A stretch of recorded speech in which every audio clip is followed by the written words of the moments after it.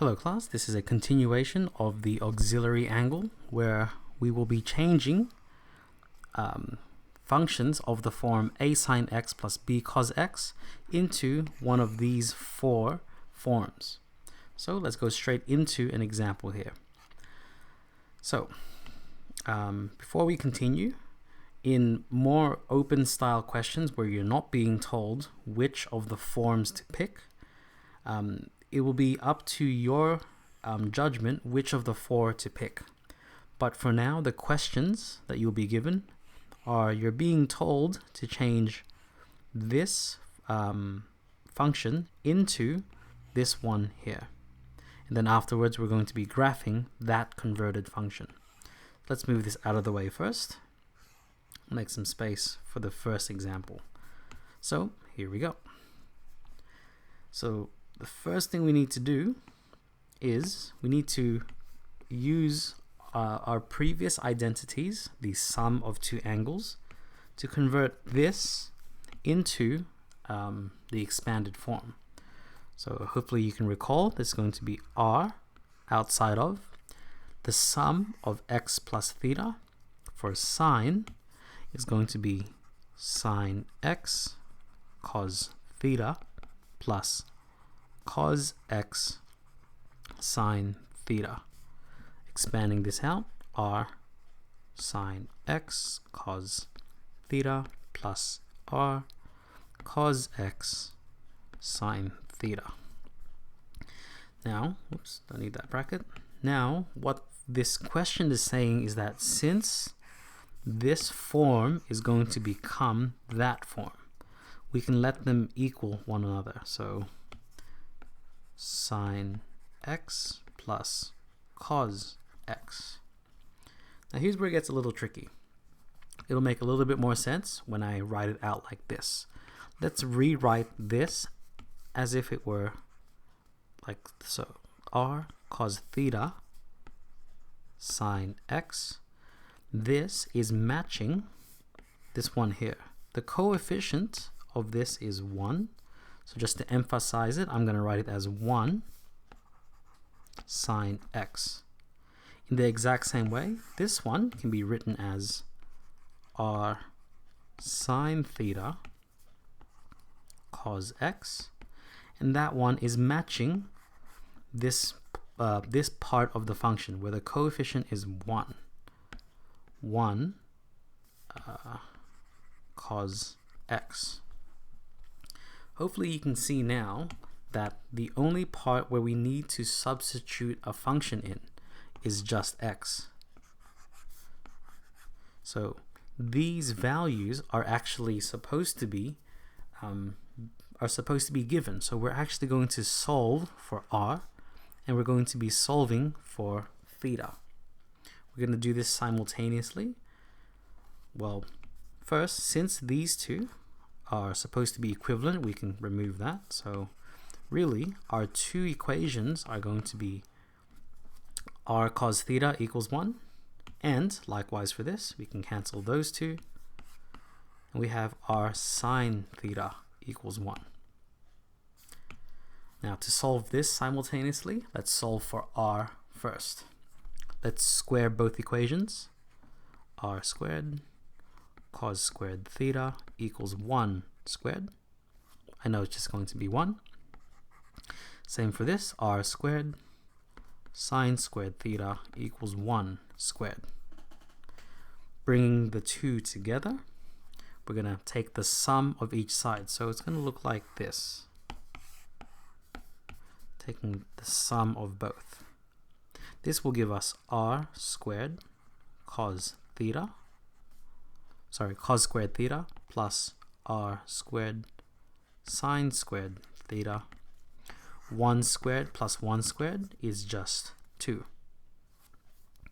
Factoring out r squared, we get cos squared theta plus sine squared theta equals 2.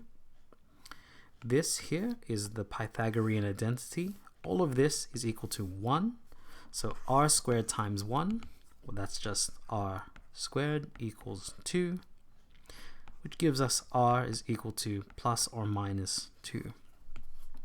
However, in the conditions outlined for this form, r must always be greater than 0. So we only take the positive square root. So, whoops, sorry, I just realized square root 2. So we take the positive square root 2. We're going to resubstitute this back into our original, which will give us square root 2 cos theta equals 1, and square root 2 sine squared theta equals 1. Solving both of these, we get cos theta equals 1 on root 2, sine theta 1 on root 2. Grabbing out our calculators, shift sine, let's do cos first, shift cos 1 on square root 2.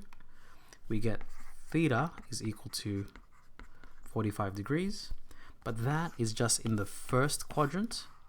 If we want the fourth quadrant, we do 360 take away 45, we get 315.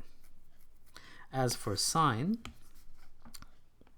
we get theta is equal to shift sine 1 on root 2. We also get 45 in the first quadrant, but in the second quadrant it's 180 take away 45.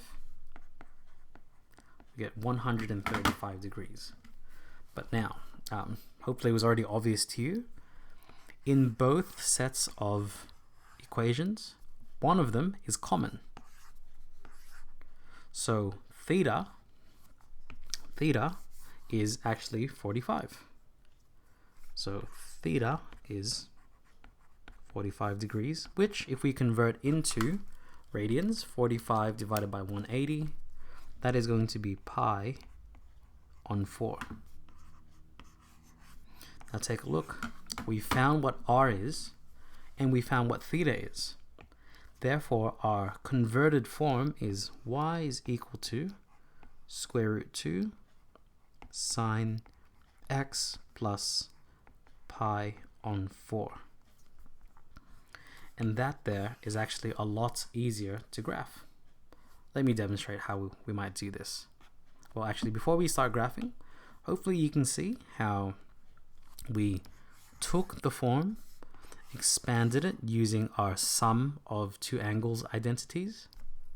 We equated each of the portions to each other, taking only the coefficient, matching it, and solving for r, and then solving for theta, which got us to this converted form. Now that we have this, let's graph this. So it's sine. Sine is this one here. So this is sine. So let's compare it to the original parent graph. So that there, that you see graphed in dotted lines, is the parent graph. But now we need to convert it so that it has these two features. So let's focus first on this root 2. That means the amplitude has now increased. Let's do it in blue. The amplitude, the highest point is square root 2, and the lowest point is negative square root 2, which, as we saw before, square root 2 is approximately 1.4. That there's 1.5.